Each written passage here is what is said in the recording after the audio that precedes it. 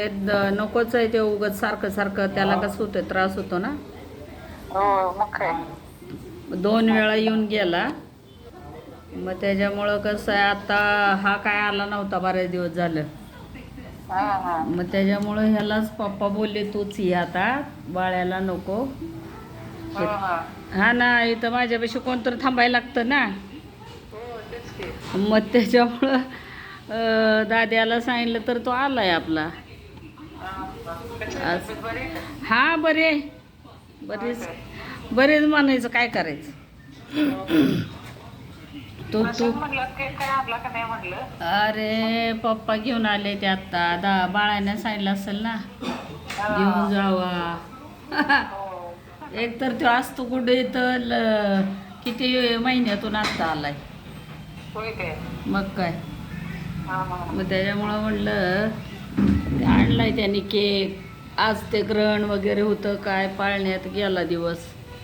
होय मग काय. मग काय तुम्ही कोण पाळतंय कोण नाही आता एवढे सगळे पाळत नाही आता कोण. हा एवढे सगळे जर पाळत नाहीत म्हणलं कोण पाळते कोण नाही. तुम्ही पाळा काय. आम्ही पाळतो बाबा. मला एकतर आपल्याला आजार एवढे येते ना हा काहीच खाल्लेलं नाही अजून कोणीच. प्रशांत बी नाही मी बी नाही. मग ते दुपारी लागले ना मग सकाळी खायचं नव्हतं का बारापर्यंत. नाही नाही नाही आम्ही ते उशिरा उठल्यामुळं का नाही काय आम्हाला खाताच आलं नाही. बापरे. हो ना मग ते आता कसं आता गोळ्या बिळ्या कसं खाणार मग खाल्ले नाहीत का. नाही खाल्ल्या परवा बी तसंच झालं जरा झोपून गेले आणि त्या गोळ्या राहिल्या आज बी म्हणलं राहू दे त्याला काय होतं देवाला काळजी. कशाला का तुमचं हे म्हणलं खायचं हो.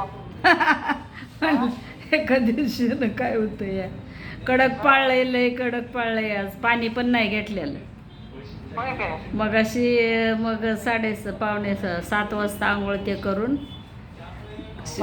गॅस शेगडी धुतली चहा करून तेवढं प्यालो. पप्पांनी याला सकाळपासून चहा पण नाही पाणी नाही काहीच नाही नाही नाही असं नसतं ते नामस्मरण करत बसल्या माळा त्या घेऊन. होय काय. मग काय काय करायचं. काय करणार. मग ते आमचे गुरु लय बेकार आहे ते कडक आहे ती गुरुने सांगितलं तसं तसं करतोय आम्ही. हा हा असं काय करायला लागतंय तेवढंच आपलं जाऊ दे ना म्हणलं एखादं सुती प्रतीकनं तिकडे काय खाल्लं नाही. प्रशांत पण म्हणला नाही खाणार. पोळ्या होत्या की रात्री केलेल्या पण हा हा आमटी पोळ्या ते पण नाही नको बोलला. ते हां त्याच्यामध्ये सगळ्यांच्या ते हे टाकून ठेवलेलं ते तुळशीचे पानं. हा तुळशी पानं वगैरे. हां मग त्याच्यामुळं कसं मग त्याला काय होत नाही खायला येतंय पण तो नको म्हणला. मी पण नाही खाणार म्हणला. हा हा बसून राहिलो. बापू ज्योतिबाला गेले होते तिकडं पुजाऱ्याच्या घरी गेल्यामुळं त्यांना जेवायला लागलं.